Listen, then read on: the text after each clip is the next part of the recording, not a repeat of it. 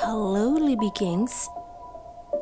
Kasus kali ini akan menggambarkan arti sebenarnya dari kejahatan yang tak berperasaan.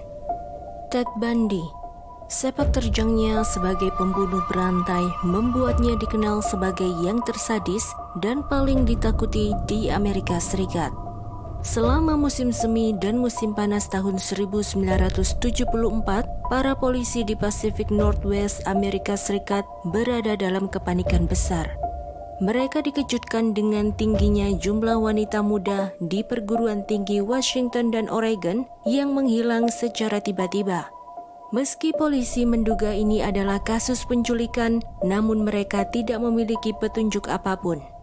Hanya dalam waktu 6 bulan, 6 wanita dilaporkan menghilang.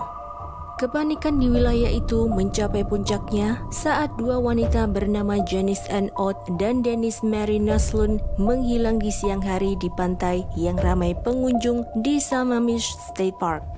Dalam melakukan aksinya, Bundy akan mendekati seorang wanita di depan umum, membujuknya ke mobil yang ia parkir di tempat terpencil, memukulnya dengan linggis, memborgol tangannya, dan menculiknya ke hutan.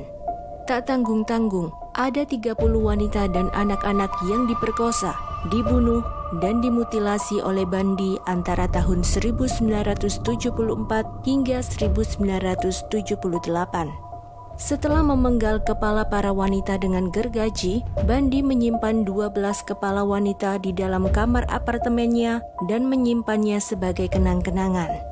Setelah pembunuhan, Bundy biasanya mengunjungi kembali jasad-jasad korban untuk memperkosa mereka hingga jasad mereka membusuk, melakukan ritual aneh pada jasad mereka seperti mengecat kuku mereka, mencuci rambut mereka, dan merias wajah mereka. 33 detektif dan jaksa dari 5 negara bagian dikerahkan untuk melakukan penyelidikan besar-besaran demi menangkap Ted Bundy. Lalu, apa yang akan terjadi selanjutnya? Inilah kronologi cerita Ted Bundy versi LibriVox.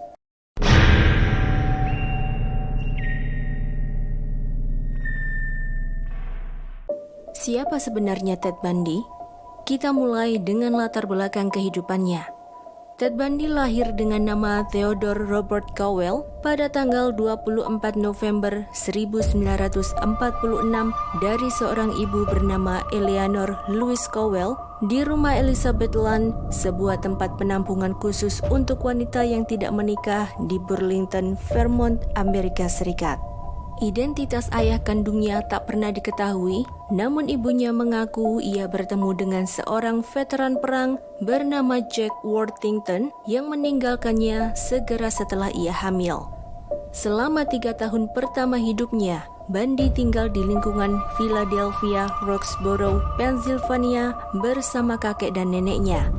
Sepanjang masa kecilnya, Bundy percaya bahwa kakek dan neneknya adalah orang tuanya dan ibunya adalah kakak perempuannya. Sejak usia dini, Bundy sudah menunjukkan ciri-ciri psikopat kekerasan. Saat adik perempuan ibunya bernama Julia Cowell bangun dari tidur siangnya, ia sangat terkejut melihat dirinya dikelilingi oleh pisau dapur dan Bundy yang saat itu masih berusia 3 tahun berdiri di samping tempat tidur Julia sambil tersenyum. Nah, pada tahun 1950, Ibu Bundy mengubah nama belakangnya dari Cowell menjadi Nelson dan atas desakan beberapa anggota keluarga, ia dan Bundy meninggalkan Philadelphia untuk tinggal bersama sepupu mereka di Tacoma, Washington. Tepatnya pada akhir tahun 1951, saat Bundy berusia 5 tahun, ibunya menikah dengan seorang juru masak rumah sakit bernama Johnny Culpeper Bundy yang secara resmi mengadopsi Bundy dan memberikan nama belakangnya. Dari sinilah, Bundy mulai dikenal banyak orang dengan nama Ted Bundy. Dalam pernikahannya ini, ibunya dikaruniai 4 orang anak. Meski ayah tirinya mencoba berbagai cara untuk dekat dengannya, namun Bundy tetap tidak menyukainya dan menjauhinya. Pada kekasihnya, Bundy mengatakan dengan nada meremehkan bahwa ayahnya bukan ayah kandungnya, tidak terlalu cerdas, dan tidak menghasilkan banyak uang. Bandi adalah seorang penyendiri, suka berkeliling lingkungannya pada malam hari untuk memilah-milah tong sampah dengan tujuan mencari gambar wanita telanjang, juga membaca berbagai majalah detektif dan novel kriminal untuk mencari cerita yang melibatkan kekerasan seksual. Khususnya saat cerita-cerita tersebut diilustrasikan dengan gambar-gambar wanita yang meninggal atau cacat. Bandi juga mengkonsumsi alkohol dalam jumlah besar pada larut malam sambil mencari jendela yang tidak tertutup untuk mengintip wanita-wanita yang membuka pakaian atau apapun yang dapat dilihat. Selain itu, ia suka meniru aksen beberapa politisi yang ia dengarkan di radio dan berfantasi menjadi orang yang memiliki jabatan penting. Tetangga masa kecil Bandi di Tacoma bernama Sandy Holt menggambarkan Bandi sebagai seorang pengganggu, suka menggantung kucing liar di salah satu tali jemuran halaman belakang dan membakarnya hidup-hidup. Lebih lanjut, Sandy mengatakan Bandi suka membawa anak-anak kecil di lingkungan sekitar ke dalam hutan, menelanjangi mereka, mengambil pakaian mereka, dan mendengar mereka menjerit. Di masa remajanya, Bandi lebih memilih menyendiri karena ia tak mampu memahami hubungan sosial, tak mengetahui bagaimana cara berteman, dan merasa sulit berinteraksi dengan orang lain. Namun, teman sekelas Bandi dari SMA Woodrow Wilson mengatakan bahwa Bandi adalah siswa yang populer dan disukai banyak orang di sekolahnya. Satu-satunya hobi Bandi dalam bidang olahraga adalah bermain ski menuruni bukit yang ia lakukan dengan antusias menggunakan peralatan curian dan tiket lift palsu. Semasa SMA, ia ditangkap 2 kali karena dicurigai melakukan perampokan dan pencurian sepeda motor.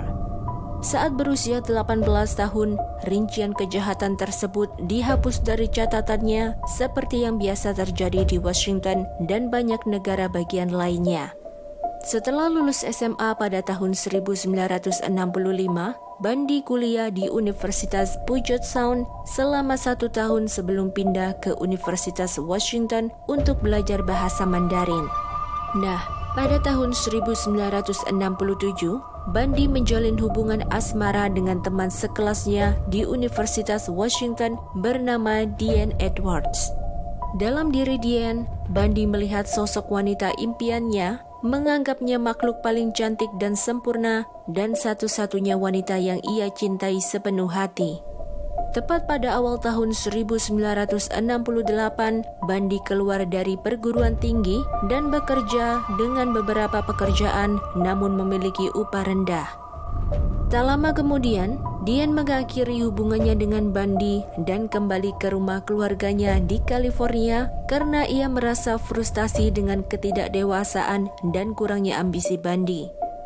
Tepat di awal tahun 1969, Bandi mengunjungi kantor pencatatan kelahiran di Burlington dan memastikan asal-usulnya yang sebenarnya.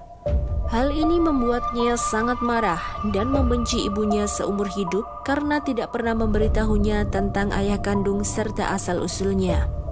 Bandi kembali ke Washington pada musim gugur 1969 dan bertemu Elizabeth Klopfer, seorang janda dengan 1 putri berasal dari Ogden, Utah yang bekerja sebagai sekretaris di Universitas Washington jurusan kedokteran. Bandi menjadi sosok ayah bagi putri Elizabeth yang bernama Molly berusia 3 tahun.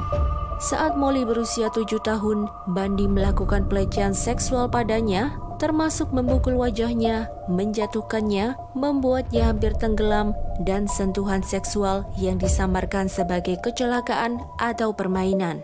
Nah, tepatnya pada pertengahan tahun 1970, Bandi mendaftar kembali di Universitas Washington namun mengambil jurusan psikologi, menjadi mahasiswa teladan dan dihormati oleh para profesornya. Pada awal tahun 1973, meski nilai LSAT-nya biasa-biasa saja, Bandi diterima di jurusan hukum Universitas Puget Sound dan Universitas Utah atas kekuatan surat rekomendasi dari Gubernur Evans dan beberapa profesor psikologi Universitas Washington. Pada musim panas tahun 1973, ia menghidupkan kembali hubungannya dengan Diane, mantan kekasihnya. Pada musim gugur tahun 1973, Bundy dan Diane mendiskusikan pernikahan, namun pada bulan Januari 1974, Bundy tiba-tiba menghilang. Memutus semua kontak dengan Diane, panggilan telepon dan suratnya juga tidak dibalas. Bundy sengaja merencanakan pembalasan itu, membuat Diane jatuh cinta padanya sehingga ia bisa meninggalkannya dan menolaknya sama seperti saat Diane menolaknya beberapa tahun lalu. Tepatnya pada bulan April 1974, Bundy berhenti kuliah dan para wanita muda di Pacific Northwest mulai menghilang secara tiba-tiba. Tepatnya pada tanggal 4 Januari 1974 tengah malam, setelah memutuskan hubungannya dengan Diane, Bundy memasuki apartemen bawah tanah seorang mahasiswi Universitas Washington bernama Karen Sparks, berusia 18 tahun di distrik Universitas Seattle. Setelah memukuli Karen dengan batang besi dari bingkai tempat tidurnya, Bundy melakukan pelecehan seksual terhadapnya dengan cara merusak alat vitalnya hingga memecahkan kandung kemihnya dengan menggunakan batang besi yang sama. Akibat insiden ini, Karen tak sadarkan diri di rumah sakit selama 10 hari, menderita kerusakan otak permanen dan kehilangan penglihatan serta pendengarannya. Serangan selanjutnya terjadi pada tanggal 1 Februari 1974 dini hari. Bundy masuk ke apartemen bawah tanah seorang sarjana Universitas Washington yang menyiarkan laporan cuaca radio pagi untuk pemain ski bernama Linda Ann Haley berusia 21 tahun. Bundy memukulinya hingga pingsan, memakaikannya celana jeans biru, blus putih, dan sepatu bot, menculiknya ke tempat terpencil di dasar Gunung Taylor, membunuhnya, dan membuang tubuhnya di hutan terdekat. Tepat di tanggal 12 Maret 1974, seorang mahasiswi Evergreen State College di Olympia Barat Daya Seattle bernama Donna Gail Manson berusia 19 tahun meninggalkan asramanya untuk menghadiri konser jazz di kampus. Namun Donna tak menduga bahwa kepergiannya saat itu akan menjadi malapetaka baginya. Setelah membunuhnya, Bundy membakar tengkoraknya di rumah Elizabeth kekasihnya dan menyedot abunya dengan vacuum cleaner untuk menghilangkan jejak. Serangan berikutnya terjadi pada tanggal 6 Mei 1974 terhadap seorang mahasiswi Oregon State University bernama Roberta Kathleen Parks berusia 22 tahun. Ia meninggalkan asramanya untuk minum kopi bersama teman-temannya di Memorial Union, tapi ia tak pernah tiba. Pada hari itu, Bundy melihat Roberta sendirian, tampak kesepian dan tertekan. Bundy mencoba mendekatinya, mengajaknya ngobrol santai, dan membujuknya untuk pergi bersama ke Corvallis. Lalu, Bundy membawa Roberta ke sebuah lokasi terpencil dan memperkosanya. Beberapa jam kemudian, Bundy memperkosanya sekali lagi, lalu membunuhnya.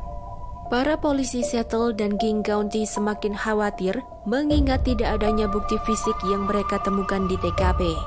Polisi mulai menyimpulkan bahwa setiap korban memiliki deskripsi fisik yang sama, seperti mahasiswi muda, menarik, kulit putih, dengan rambut panjang di belah tengah. Tepatnya pada tanggal 11 Juni 1974, seorang mahasiswi Universitas Washington bernama Georgian Hawkins berusia 18 tahun menghilang saat berjalan menyusuri gang yang sangat terang di antara asrama pacarnya dan asramanya sendiri. Saat itu, Bundy membujuk Hawkins ke mobilnya, memukulnya dengan linggis hingga pingsan, memborgol tangannya, membawanya ke daerah Issaquah, pinggiran kota timur Seattle, mencekiknya hingga mati, dan memperkosa jasadnya sepanjang malam. Keesokan paginya, 3 detektif Seattle menyisir seluruh gang, namun mereka tak menemukan bukti apapun. Di tengah-tengah penyelidikan TKP, Bundy kembali ke tempat parkir yang bersebelahan dengan gang tempat ia menculik Hawkins untuk mengambil anting-anting dan salah satu sepatu Hawkins yang sengaja ia tinggalkan di sana dan pergi tanpa diketahui detektif. Tidakkah kalian setuju jika Bundy adalah seorang kriminal yang sangat licik tapi cerdik dan penuh perencanaan? Ia menjalankan taktiknya dengan sangat terapi, bahkan berhasil menipu para penegak hukum tanpa dicurigai. Menurut laporan, Bundy mengunjungi kembali jasad Hawkins pada 3 kesempatan.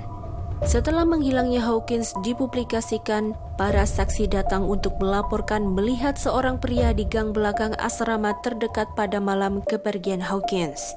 Pria itu menggunakan gips kaki dan kesulitan membawa tas kerjanya. Seorang wanita juga bersaksi bahwa pria itu meminta Hawkins membantunya membawa koper ke mobilnya Volkswagen Beetle berwarna coklat muda. Berita serangan brutal pada Karen dan 6 wanita hilang menyebar dengan cepat di surat kabar dan televisi di seluruh Washington dan Oregon. Ketakutan menyebar di kalangan masyarakat, disertai jumlah wanita yang menumpang mobil menurun tajam. Tekanan juga meningkat terhadap penegak hukum, namun kurangnya bukti fisik menghambat upaya mereka.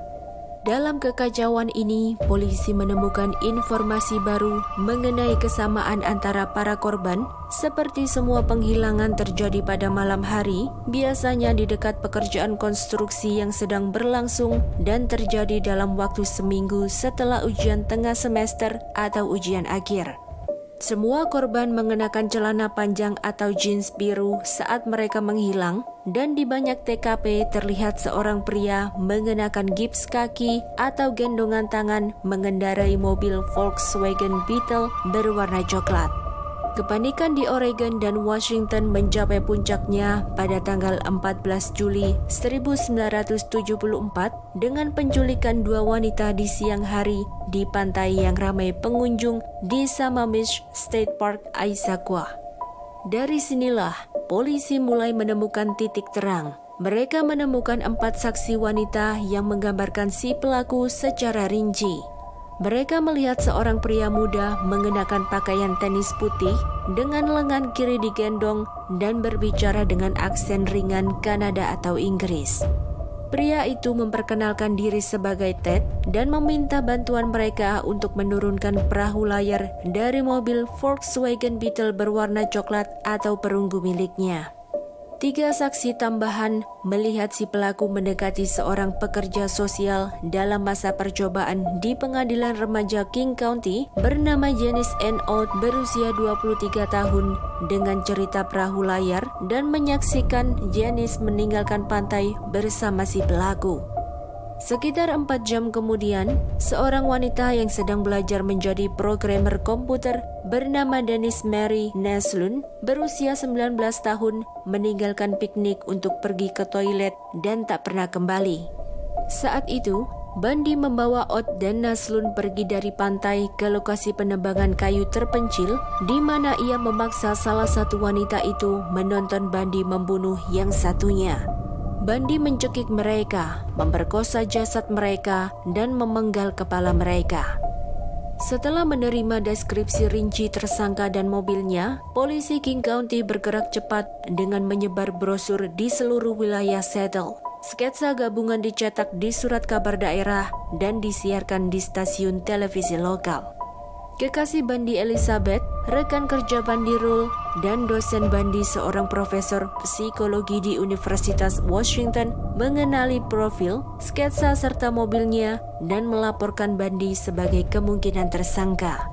Tapi sayangnya, para detektif merasa tidak mungkin seorang mahasiswa hukum yang bersih dan tidak memiliki catatan kriminal dewasa bisa menjadi pelakunya. Nah, pada bulan Agustus 1974, Bundy diterima di Universitas Utah Law School dan pindah ke Salt Lake City, meninggalkan Elizabeth di Seattle. Pada bulan-bulan berikutnya, semakin banyak korban berjatuhan dan situasi semakin tak terkendali.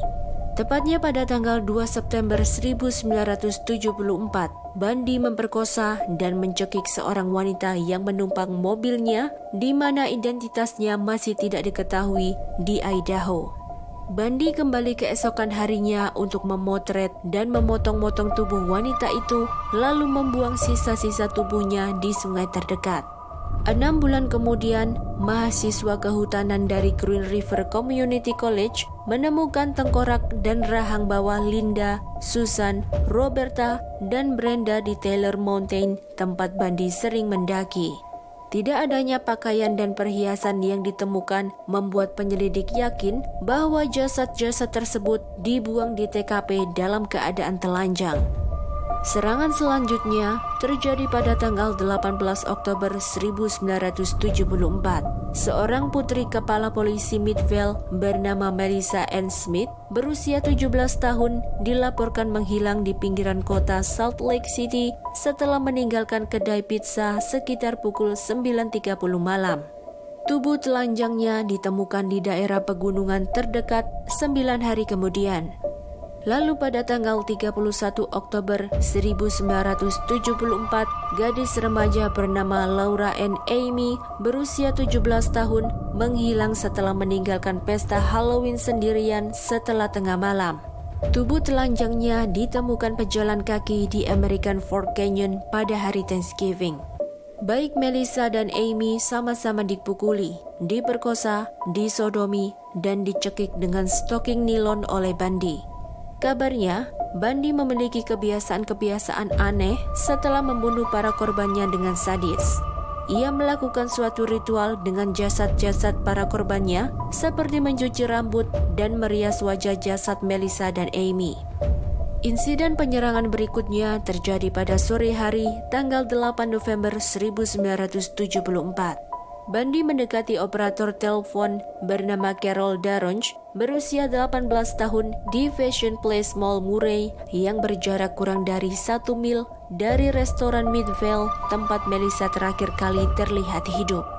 Bundy mengaku sebagai petugas Roseland dari Departemen Kepolisian Murray dan memberitahu Carol bahwa seseorang telah berusaha masuk ke mobilnya. Ia meminta Carol untuk menemaninya ke kantor kepolisian untuk mengajukan keluhan.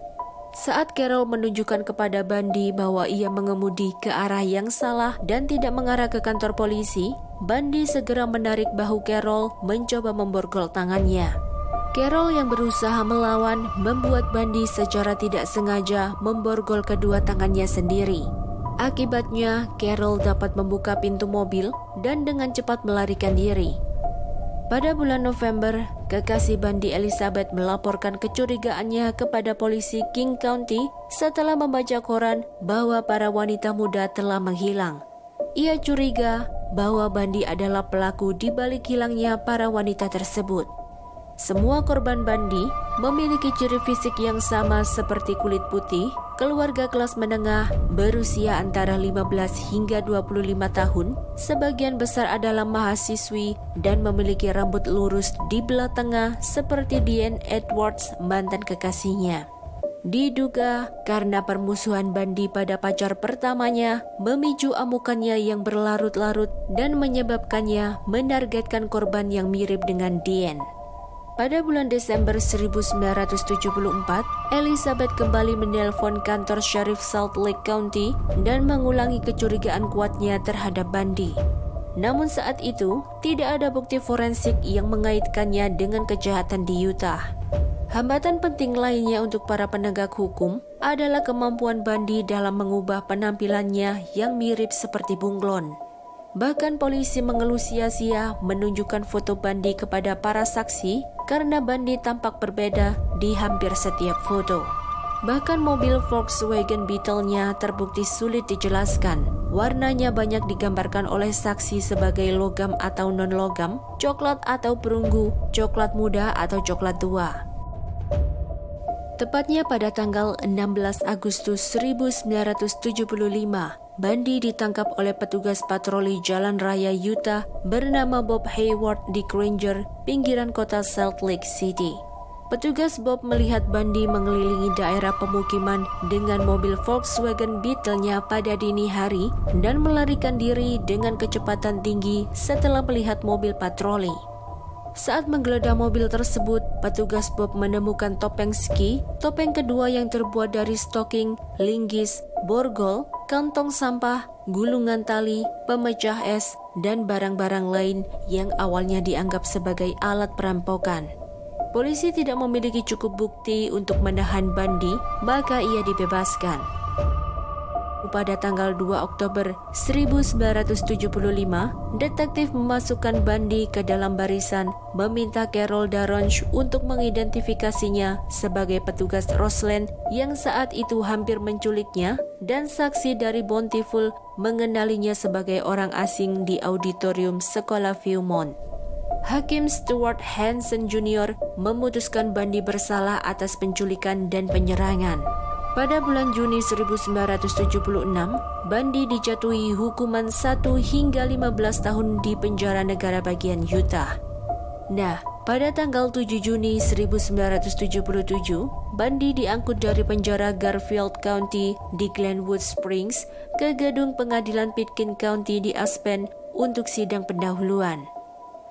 Tepatnya pada tanggal 30 Desember 1977 malam, saat sebagian besar staf penjara libur Natal, ia menerobos langit-langit ke dalam apartemen kepala sipir yang sedang keluar bersama istrinya, mengganti pakaiannya dari lemari sipir penjara, dan berjalan keluar dari pintu depan.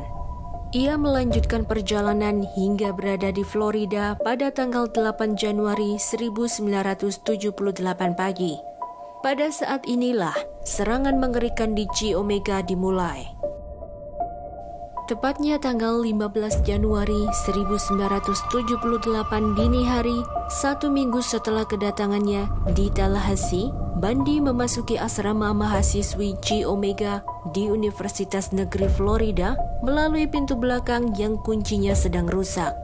Sekitar pukul 2.45, Bundy memukul Margaret Bowman yang berusia 21 tahun menggunakan sepotong kayu bakar ek saat ia tidur dan mencekiknya dengan stoking nilon. Setelah menyerang Margaret, Bundy langsung masuk ke kamar tidur Lisa Levi yang berusia 20 tahun, memukulnya hingga pingsan, mencekiknya, merobek salah satu puting payudaranya, menggigit pantat kirinya, dan melakukan pelecehan seksual padanya dengan botol hairspray. Bundy juga menyerang kamar sebelah yang dihuni 2 mahasiswi bernama Kathy Kleiner dan Karen Chandler, yang mana keduanya memiliki usia yang sama, yaitu 21 tahun. Bundy menyerang Kathy dengan cara mematahkan rahangnya dan melukai bahunya, sedangkan Karen menderita gegar otak, patah rahang, kehilangan gigi, dan jari patah. Saat diserang, Kathy berinisiatif untuk menyalakan lampu depan mobilnya sehingga menerangi bagian dalam kamar mereka dan menakuti Bundy. Beruntung, Kathy dan Karen dapat selamat dari serangan brutal itu. Detektif Tallahassee menetapkan bahwa keempat serangan tersebut terjadi hanya dalam waktu kurang dari 15 menit. Setelah meninggalkan asrama mahasiswi, sejauh 8 blok, Bundy masuk ke apartemen bawah tanah dan menyerang mahasiswi Universitas Negeri Florida bernama Cheryl Thomas berusia 21 tahun. Cheryl menderita bahu terkilir dan rahang serta tengkoraknya patah di 5 tempat. Cheryl ditemukan terbaring di tempat tidur dalam kondisi dipukuli dengan parah, menderita tuli permanen, dan kerusakan keseimbangan yang mengakhiri karir menarinya. Polisi menemukan noda air mani dan topeng stocking berisi 2 helai rambut yang mirip dengan ciri-ciri Bundy di tempat tidur Cheryl. Pada tanggal 8 Februari 1978, Bundy berkendara ke timur Jacksonville dengan van Universitas Negeri Florida curian. Keesokan paginya di sekolah SMP Lake City, seorang gadis kecil bernama Kimberly Diane Leach berusia 12 tahun dipanggil ke kelasnya oleh seorang guru untuk mengambil dompet yang ketinggalan, namun ia tak pernah kembali ke kelas. 7 minggu kemudian, sisa-sisa tubuhnya yang sebagian menjadi mumi ditemukan di kandang babi dekat Sewanee River State Park. Para ahli forensik menduga bahwa Kimberly telah diperkosa, lehernya dikorok, dan alat kelaminnya dimutilasi dengan pisau. 3 hari kemudian, sekitar pukul 1 dini hari, ia dihentikan oleh petugas polisi Pensacola bernama David Lee di dekat perbatasan negara bagian Alabama. Saat mengetahui mobil Volkswagen Beetle yang dibawa Bundy adalah mobil curian, petugas Lee mencoba menahannya, namun Bundy menendang kakinya dan mulai berlari. petugas Lee melepaskan 2 tembakan peringatan lalu mengejar dan menjegalnya. Setelah Bundy dipindahkan polisi ke Miami, ia diadili atas pembunuhan dan penyerangan di Chi Omega pada bulan Juni 1979. Nah, pada tanggal 24 Juli 1979, hakim menjatuhkan hukuman mati kepada Bundy atas tuduhan pembunuhan Margaret Bowman dan Lisa Levi, 3 tuduhan percobaan pembunuhan tingkat pertama atas penyerangan terhadap Kathy Kleiner, Karen Chandler, Cheryl Thomas, dan 2 tuduhan perampokan. 6 bulan kemudian, persidangan kedua diadakan di Orlando atas tuduhan penculikan dan pembunuhan Kimberly Diane Leach. Pada tanggal 10 Februari 1980, Bundy dijatuhi hukuman mati untuk ketiga kalinya dengan cara disetrum di kursi listrik. Pada awalnya, Bundy membunuh korbannya dengan tujuan agar tidak mudah tertangkap, namun akhirnya ia menganggap pembunuhan sebagai petualangan dan merasa bahwa korban yang ia bunuh menjadi bagian dari dirinya. Bundy mengaku sering mengunjungi kembali Taylor Mountain, Issaquah untuk memperkosa para korbannya hingga jasad mereka membusuk dan memenggal kepala 12 wanita dengan gergaji, kemudian menyimpan kepala mereka di kamar apartemennya sebagai kenang-kenangan. Malam sebelum eksekusinya, Bundy mengaku melakukan 30 pembunuhan, namun jumlah yang sebenarnya masih belum diketahui. Diduga, Bundy telah membunuh antara 75 hingga lebih dari 100 orang. Menurut laporan, saat di penjara Rayford, Florida, Bundy menderita pelecehan seksual dari narapidana lain, termasuk pemerkosaan berkelompok oleh 4 pria. Tepat pada hari Selasa tanggal 24 Januari 1989 pukul 7.16 pagi, Bundy dieksekusi di kursi listrik penjara Rayford, Florida dan dinyatakan meninggal. Itulah akhir kisah Ted Bundy. Semoga kita bisa mengambil pelajaran moral dari kisah Ted Bundy agar kita lebih waspada dan terhindar dari berbagai macam kejahatan, terutama untuk wanita dan anak-anak. Sampai jumpa lagi di episode serial killer selanjutnya.